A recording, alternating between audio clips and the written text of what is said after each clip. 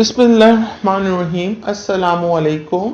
आज का सवाल ये है कि प्रेगनेंसी के दौरान, हमल के दौरान बीवी के साथ हम बिस्तरी कैसे की जाए। चलिए चलते हैं इसके जवाब की तरफ। देखिए, सबसे पहले तो दो के दिमागों में गलत तासुरात हैं कि हमल के दौरान हम बिस्तरी नहीं करनी चाहिए, हमल के दौरान सेक्स नहीं करना चाहिए, और बहुत सारे मामलात हैं कि बच्चा जो है वो अब नॉर्मल पैदा होता है।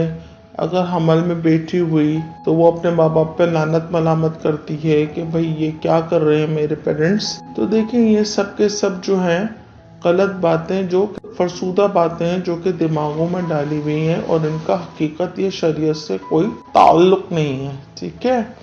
हमल के दौरान अगर जो औरत है उसको कोई नुकसान नहीं हो, उसकी तबीयत इजाज़त देती हो, उसको अगर डॉक्टर ने मना ना किया हो, तो वो आराम से हमल के दौरान उसके साथ सेक्स हो सकता है और रोज़ाना भी हो सकता है। इसमें कोई हरज नहीं है, क्योंकि जब बीवी प्रेग्नेंट होती है तो उसी वक्त ही इंसान जो है वो खुल के अपनी ख्वाहिशात पूरी कर सकता है।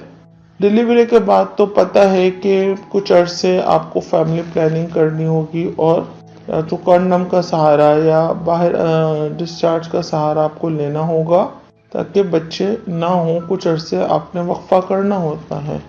अब हमल के दौरान हम बिस्तरी कैसे की जाए, उसके लिए क्या तरीक़ाकार है। वैसे तो औरत को आपकी खेती कहा गया है और जैसे चाहें उससे खेलें, लेकिन हमल के दौरान कुछ एहतियात होती है जो कि एहतियात कर ली जाए तो बच्चे को नुकसान नहीं पहुंचेगा। हमल के दौरान क्या होता है कि बीवी को सीधा लेटाया जाए अपने सामने और कमर के नीचे तकिया रखा जाए। ठीक है।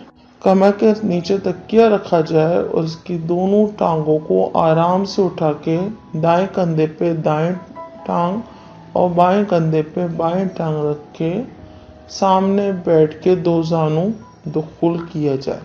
औरत को तकलीफ नहीं होगी। अगर आप किसी और तरीके से करते हैं तो औरत को तकलीफ होगी और फिर बच्चे की सेहत पे नुकसान होगा। तो क्या करना है, आपको सामने लिटाना है इसको और नीचे तकिया रखना है और दोनों टांगों को अपने कंधों पे रखना है। सीधे कंधे पे सीधी टांग और उल्टे कंधे पे उल्टी टांग रखनी है आपको, और सामने बैठ के आराम से दखूल करना है और आहिस्ता आहिस्ता हरकत करनी है और फिर इखराज की तरफ जाना है, जो कि पूरा प्रोसेस आपको मालूम है। ठीक है। तो प्रेगनेंसी में इस तरीके से सेक्स किया जाएगा तो मामलात आपके बेहतर रहेंगे। और प्रेगनेंसी में सेक्स करने के फायदे ये हैं कि बच्चे के बाल अच्छे होते हैं, इसकी समात अच्छी होती है, इसकी जहानत अच्छी होती है। क्योंकि मर्द की जो मनी होती है वो औरत के अंदर दाखिल होती है तो उसके अंदर ताकत होती है। ठीक है। और जब बाप की ताकत और माँ की ताकत मिल जाती है तो वो बच्चे की सेहत के लिए अच्छी चीज़ होती है। ठीक है। ये नहीं होता कि उससे बच्चे का नुकसान होता है। हाँ, अगर आपकी डॉक्टर ने औरत को मना किया हुआ है कि ये प्रॉब्लम हो जाएगा, ये मसला हो जाएगा, इस वक्त आप अज़दवाजी ताल्लुक़ ना करें, तो उस अरसे में आप अज़दवाजी ताल्लुक़ से परहेज़ करें। अदरवाइज़ अज़दवाजी ताल्लुक़ करने में कोई हरज नहीं है। आप 90 महीने तक अपनी बीवी के साथ इसी तरीक़े से हम बिस्तरी कर सकते हैं, उसे तकलीफ़ ना हो, उसके ऊपर ज़्यादा वज़न ना आए।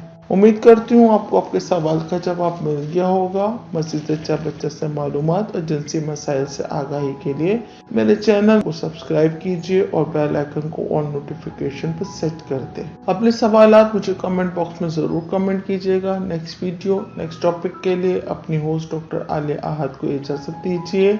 अपना बहुत ज़्यादा ख्याल रखिएगा। अल्लाह हाफ़िज़।